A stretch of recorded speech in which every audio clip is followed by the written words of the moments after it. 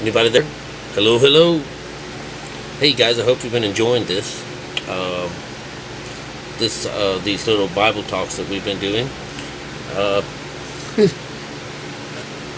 I finished a couple little projects. One of them's still hanging, and somehow or another, I just keep getting drawn to doing this. So maybe let's get another one out, and I'll go burn some late night oil somewhere, or give it all up for a Coca-Cola and some karaoke, you know. But anyways, what I'm doing is I'm not really debunking the Bible. I'm debunking the outside story that have everybody's panties in a twist, and it's just a shame that a little story like this can freak people out. But it's the direction of which it's been planted in people's minds for thousands of years, for centuries, as a fear. And the second coming, as long as the outside world around us is hell, then we're all going to be praying for a relief. If we can't get it, we fight against the system, and the system beats us up. Even if we are saying that we're the ones that make the system, we didn't. The system is governing over us. And, when you say, oh, well, we can get up there, we can change all this. Well, listen, they're trying to blame Trump for the trouble that's happened up in with the pipeline and the Dakotas. All of that happened during the past administration. All this was going on during all of this business of finding out who the new leader of our country is going to be. But you see, they just passed this buck, and as long as the crap is out there and it's stirred up, then we'll all be praying for the end of times. Just like that meatloaf. He just trying to get into her pants. He had to promise that he'd be with her forever and ever. And so now after doing it, he signed on the dotted line. Now he's waiting. He just can't wait till the end of time. All right, praying for the end of time. And that's basically what's caused me to do all of this, because I call these people pew potatoes. The world falling down around them because of this book, and they believe in it, and so they just sit back and watch it like little armchair motherfuckers. They sit around and do nothing. So I call those guys pew potatoes. And I used to be one of those. I'd always say, well, put it in God's hands. Now I know if you put it in God's hand in that situation, you're just you're doing nothing. All right. But anyways, this whole idea about the second coming has to do with what they would call, is there a sign? Is there a sign? And it comes right after the story that I just gave you, this last little bit. What was that one? About you fools, where I was telling you what happens, what the clergy does to the mind, and where people are at the mindset, and it's purely this generation that is going on, and they're talking about with your generation, you, and perhaps we're talking about a lot of people in this situation, and many generations, when it comes to not getting the correct information. And so what it causes us to have is what he was causing. He says that behold, your house is left desolate. That was at the end of last story. That's because you have been talked out of the side of us, and Jesus is trying to say, he's with this group. How are we going to teach you? How are we going to teach them this? What are we going to do about it? So what you wind up is that that this is one of the signs, is when you start to recognize this desolation. This is a sign of the end of times. And so this can actually mean just so many things on the outside world. So they've been, it's really the way it's been all the time. You hear wars and rumors of wars. They have had wars forever. They have never really not ever had any wars. Perhaps during that times when I was in the Navy in the early 80s, there wasn't anything going on. It was very quiet. I think that was the Peanut Man that was in charge.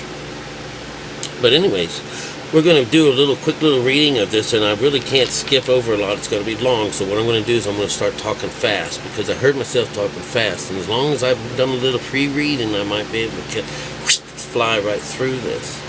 But you have to understand, if you're reading along with me in the book, I've got it written down. I'm going to be a little more on, quicker, faster synopsis type of things.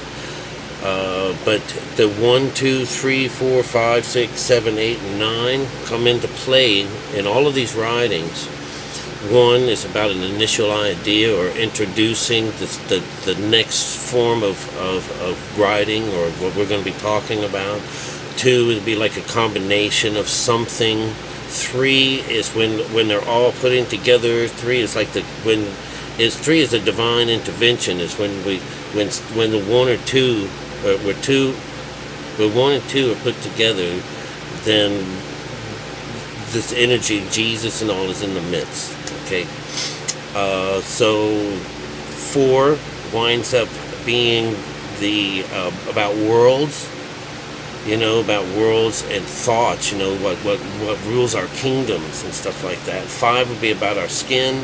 6 is on the threshold, the even. We always say 6 is even, is when you're getting up here and you're getting even. 6, 7 is crossover. 8 is the new you, and 9 is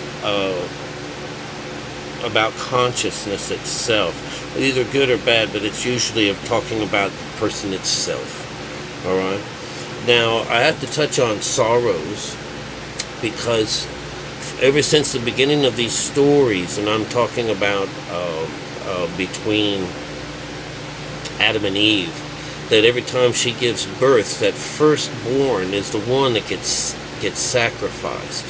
And so when she gives birth, she knows that this is the one that's got to be killed, that has to be, which is what becomes your sacrifice. We give birth to this child in us in some sort of sorrowness, like we've had enough, we've hurt ourselves, we've had enough about this, and it is born out of sorrows, because I've had enough, and this little baby is the sacrifice, the skin, and so all this beautiful stuff is born out of this sacrifice of being afraid, and we're really, this is what we're giving up.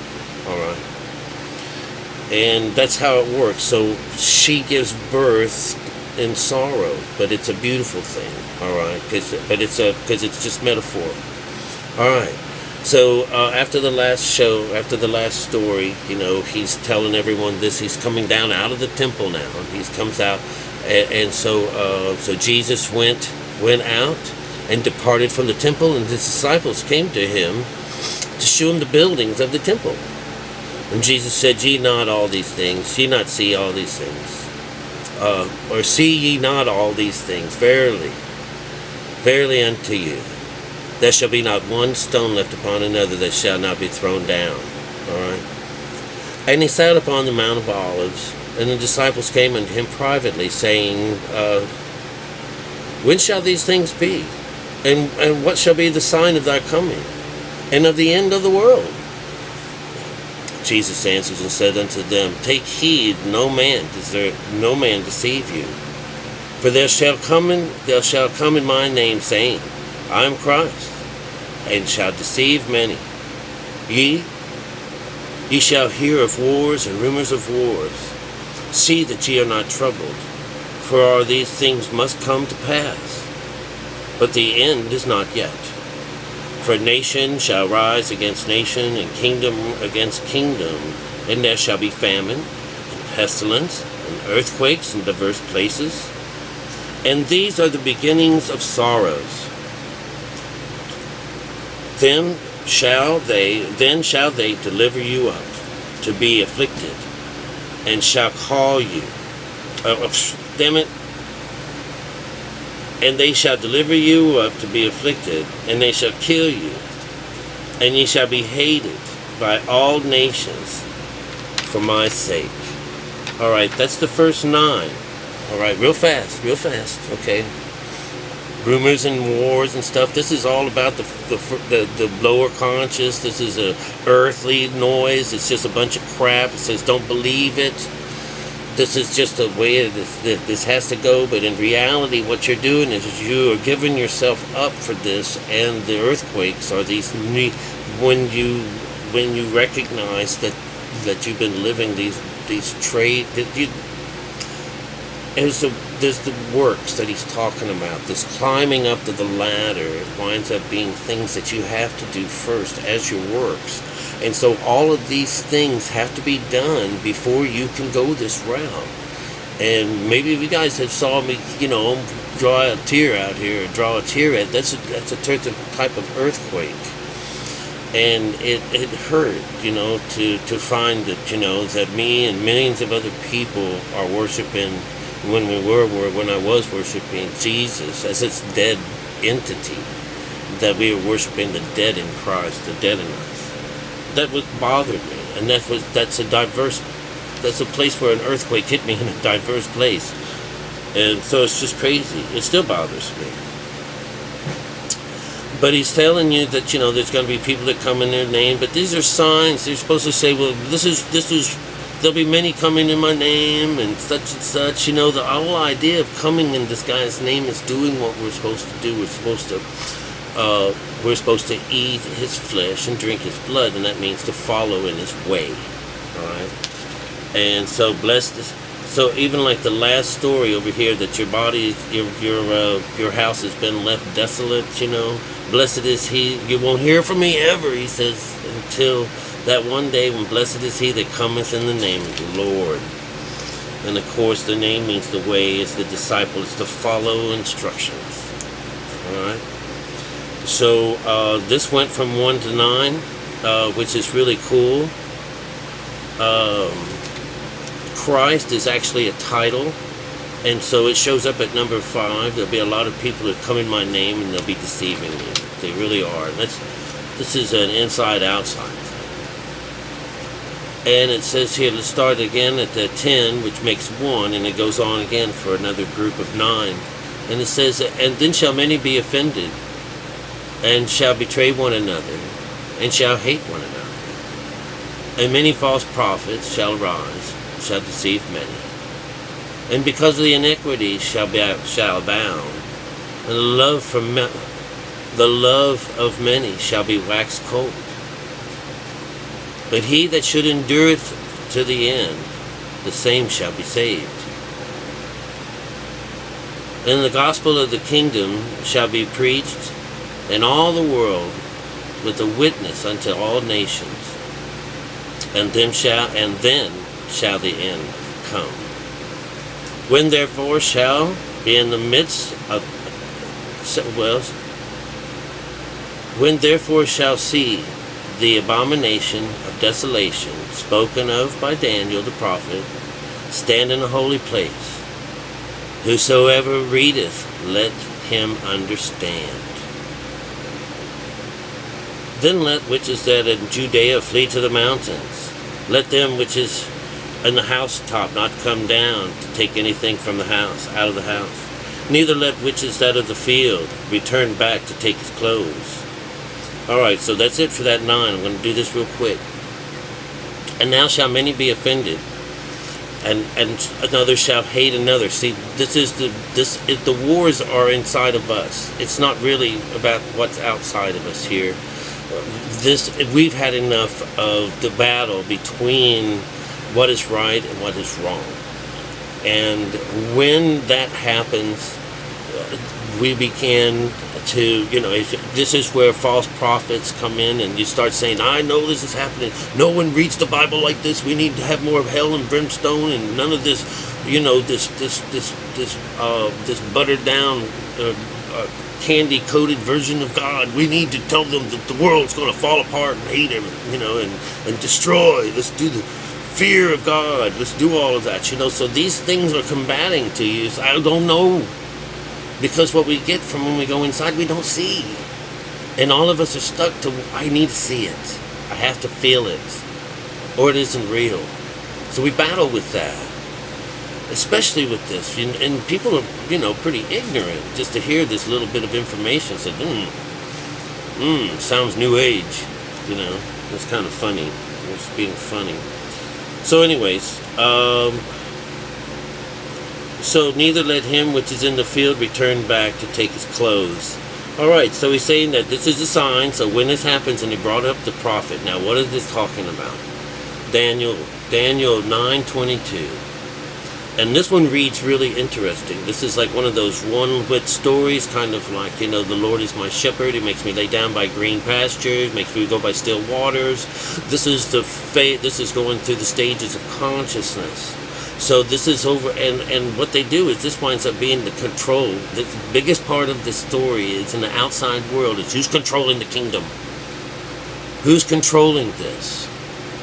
Are you going to give it to this group, or are you going to give it to God? You're going to give it to the real side of us. So in Daniel, it starts on the 27th verse, and it says, and he shall confirm the covenant with many for 1 week.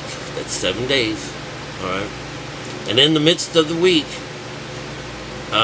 he shall cause the sacrifice and the oblation to cease.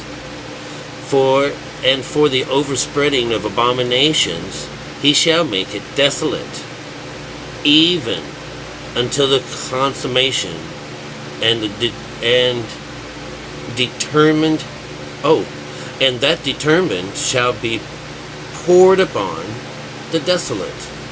All right, so this idea is that when you make it to the top, this world, which we have just been told us before, because of the way that you treat the social or the spiritual side of us, is left desolate.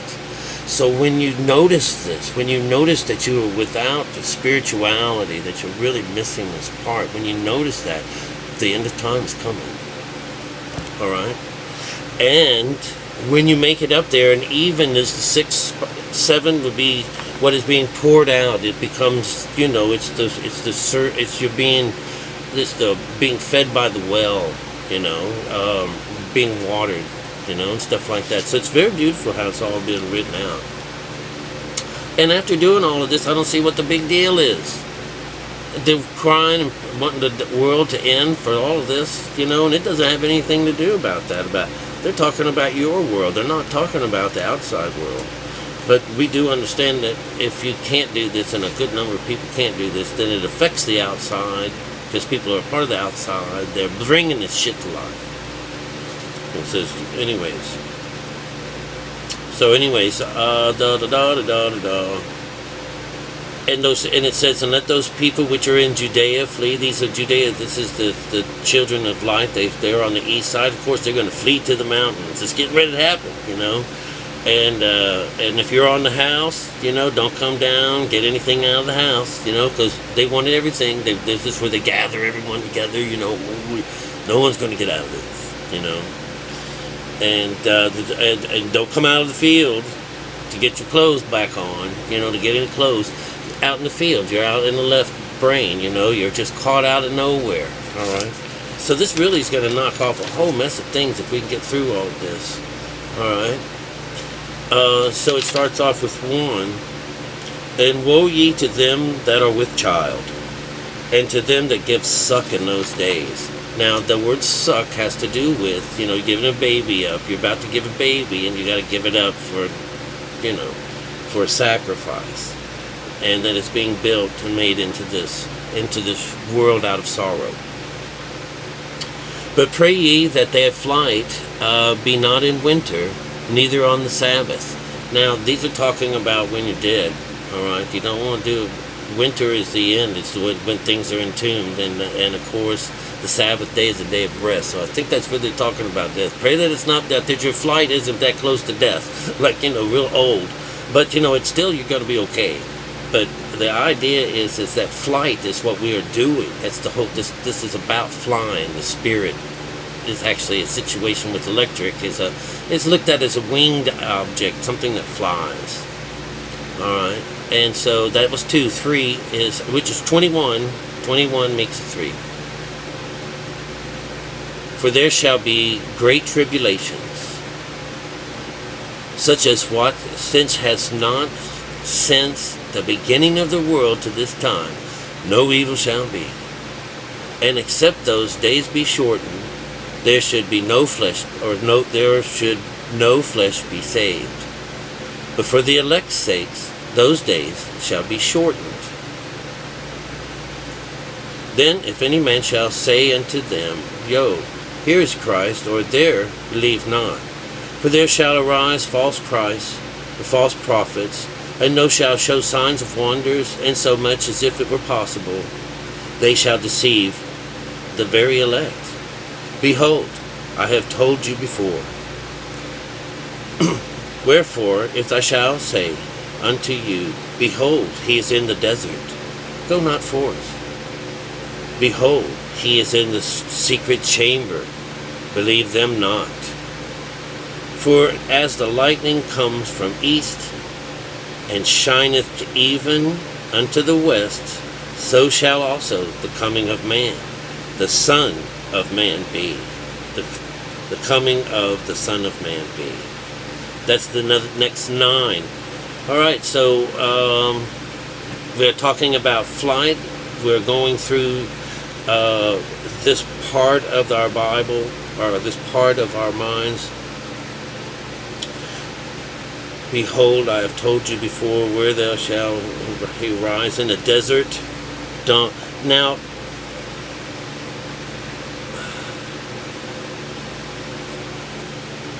this is talking about the first stages of consciousness, which is earth. Everything that is connected to earth, which is the first phases. But when it talks about, for as the lightning comes from east and shineth even unto the west, this is number 9. So it's going up and down the aisle. 9 is always, this consciousness. When we finally connect, it travels like lightning from east to west. When it's the east shineth even unto the west, also shall the coming of Son of Man be.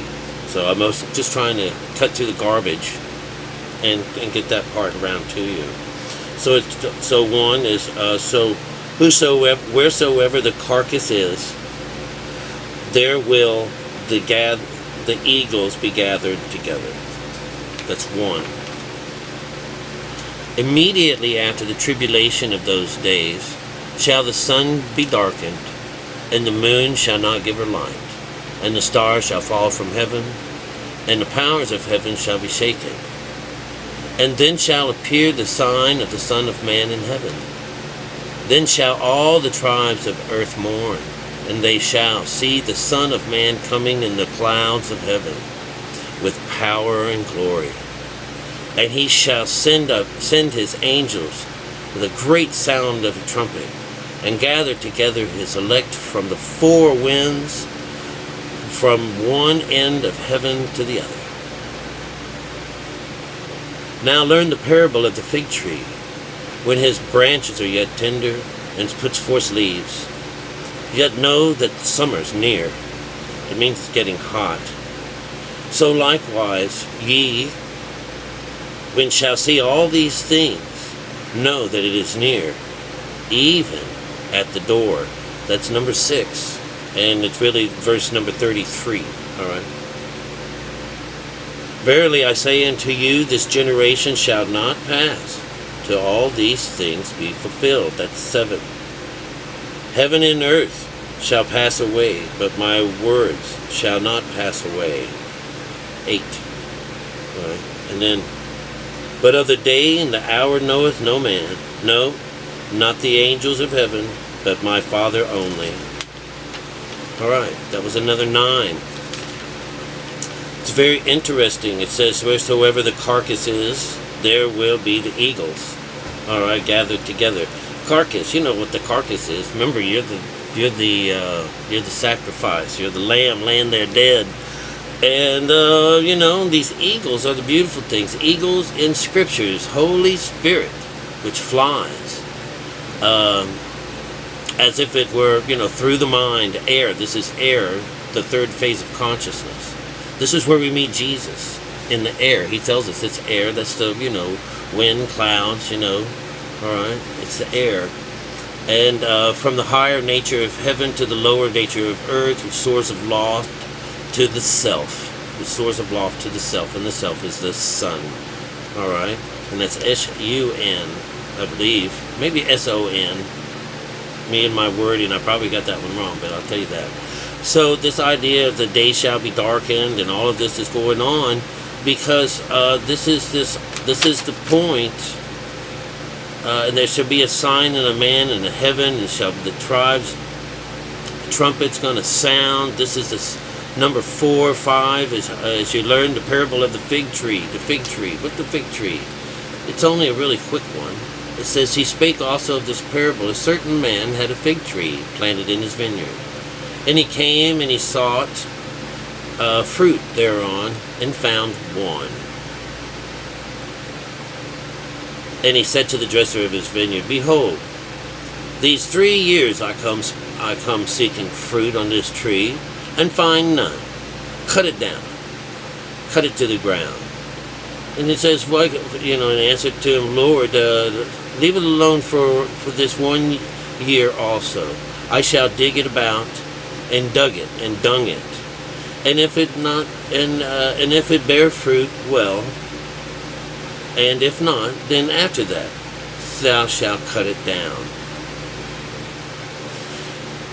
The fig tree is about a tree, about a fruit that blooms from within. It has a little animal, like a wasp, that goes in through a little hole in the pit or in the outside skin of this. And as it runs through this hole, its wings are ripped off, and it places little babies and stuff like that inside of it.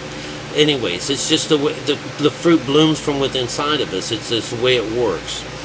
And if you can't get it to bloom, you got to do some work. You got to till the soil a little bit more, and you're going to have to put a little shit into it, a little work and hard labor. And don't give up. Let's not cut this down yet. All right, that's really what it's saying. And so, and we know that we're coming from scripture that's talking about, they know you're having a hard time. They know you're having a battle with this because the outside world is not letting you go. And you're just not so sure of anything yet. All right? And that's going to come out later on in the stories with the doubting Thomas and stuff like that. So when he raises the trumpet, and gathers everything together and all the elect from the 4 winds, this is the 4 winds, this winds up being, from the 4 different parts of your body. They're getting the elect because, now you're in control and it's bringing it all together,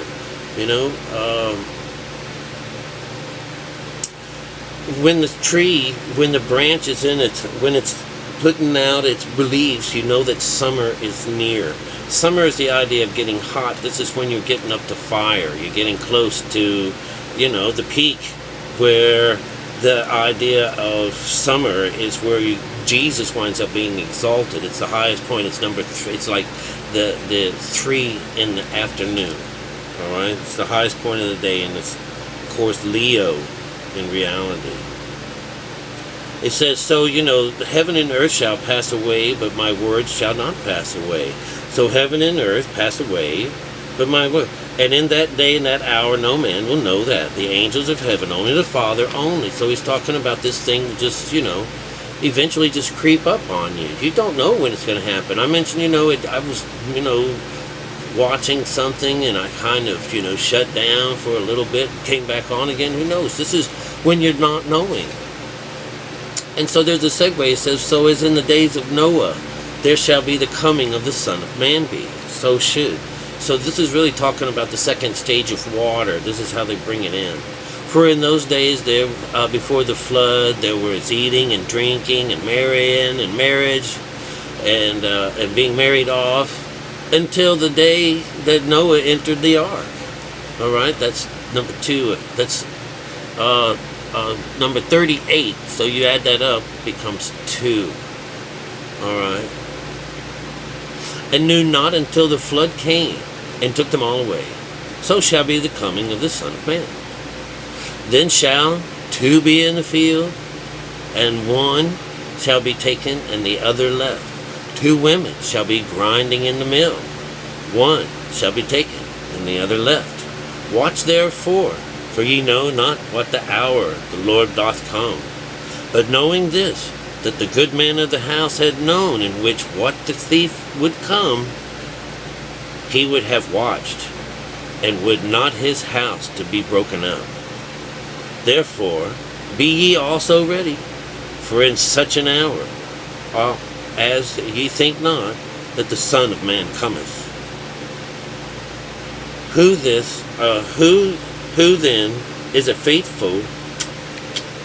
is a faithful and wise servant, whom his Lord hath made ruler over his household, to give them meat in good season. All right, that was 9. So in the segue, what you get is, as in the time of Noah, they're just telling you that he built the ark. You built the ark. The ark is you. You bring everybody in there. And you didn't know until it was happening. You just sat there and you waited it out until you finally made it up to the top. The 2 shall be in the field. There'll be 2 men in the field, and there shall be 2 women.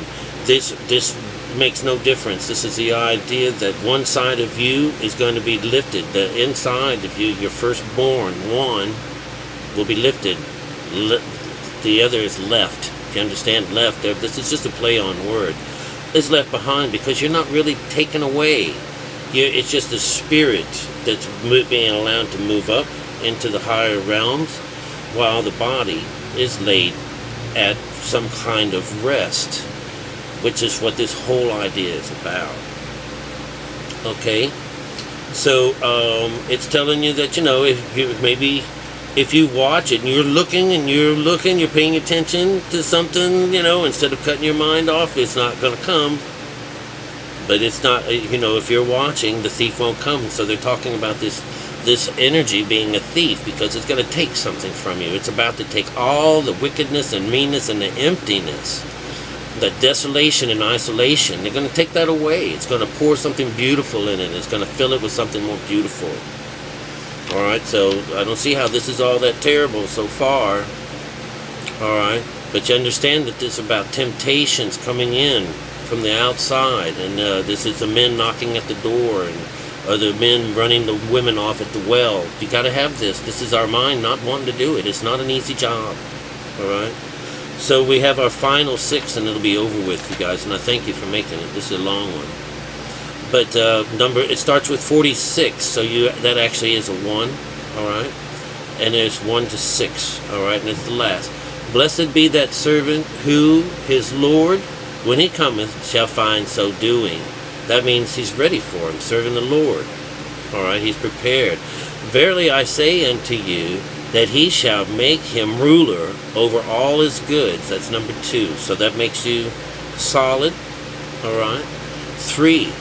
But if that evil servant shall say in his heart, my Lord delayeth his coming, and shall begin to smite his fellow servants, and to eat and drink with the drunken, the Lord of that servant shall come in a day when he looketh not for him, and in an hour he is not aware of, and shall cut him asunder, and appoint him his portion with the hypocrites.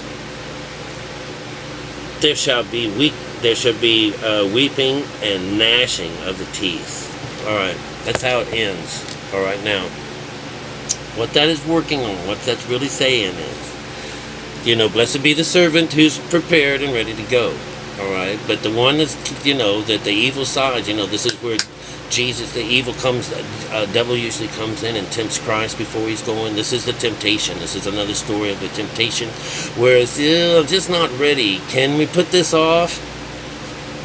God, yourself, already knows that you want to come, but you're just not ready for it, So one of these times when you're under, he's going to get you when you just don't know it. And he's going to cut us under.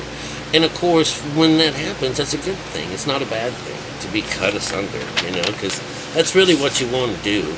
And you can see that it's not that easy. It's very scary, So we learned a lot about different things in today's story, and it went for a really long time. That was 51 verses, all right? And of course, everything really worked out well with the numbering system as you walk and go on through that.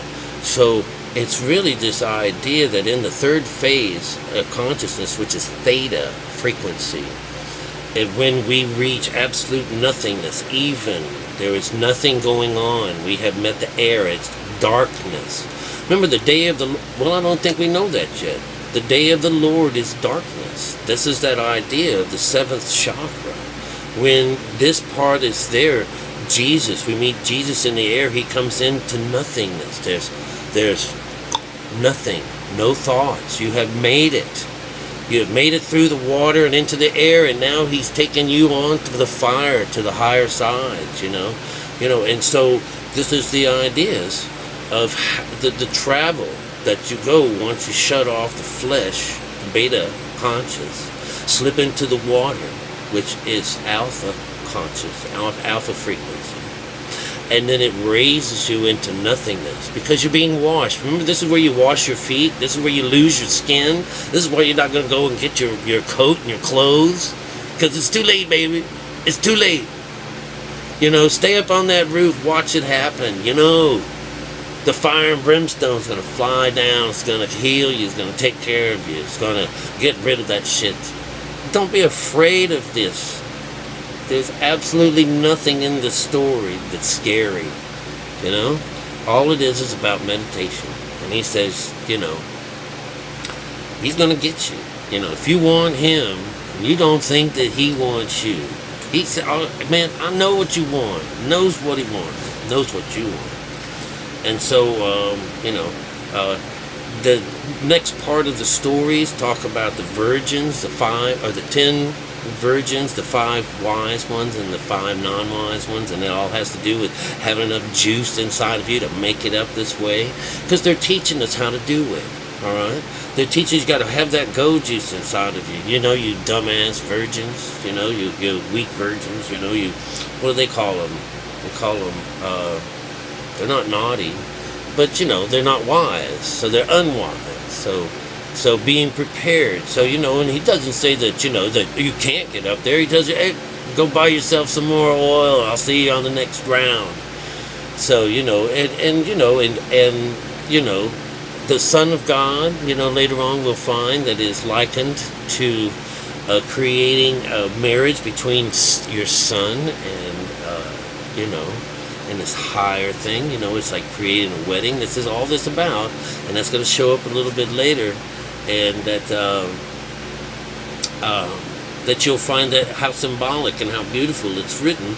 And it just keeps saying, that, all I want you to do is come up and say hi. There's no ifs, ands, buts, or asterisks. You don't have to go and get dunked. You don't have to wear ashes. You don't have to go to church. Look, wherever the carcass is laying, wherever you are, wherever the carcass is found, those eagles are going to come from the higher down to the lower, from heaven to earth. All right, it's going to eat you, it's going to pick you up, and it's going to take you off back into the sun. So that sounds really awful, but in reality, that's where a lot of people die around the world. Instead of taking up space on earth, they are given to the birds to fly off into heaven with. And so it's kind of beautiful, and that's where that comes from. So anyways, I love you guys. Sorry it's taking so long, but that's what happens. If I'm going to be giving up a day of work or half a day of work, I'm going to say it's worth it. To still debunk another story, learn a little bit about what it means to be a fig, the fig tree, the blooming inside, and all these wonderful stories. We're finding that the second coming is really about the second coming of man is you returning home. There's no second coming on the outside. And when he's coming in the air, he's coming to be finding in the air. He's coming into consciousness. All right? And that's really Matthew. There's a bunch of them. Maybe we should do another one or two, or maybe do all of them. But they all will have a story. And you'll find that, someone who's really, really super close to him finds out that he's not, doesn't even mention any of this crap. in the Bible about Jesus. There's a lot of interesting things that are omitted in some places, and they were all close, but they don't. Not all things jive. They don't all jive. We got the two lineages of Christ, and both of them yielded you as being the Christ. So with all this talk and hemming and hawing going down, don't let any of this jargon throw you off from it being you. It's all about you. It's always been about you. Best to you guys. Love you. Happy Friday.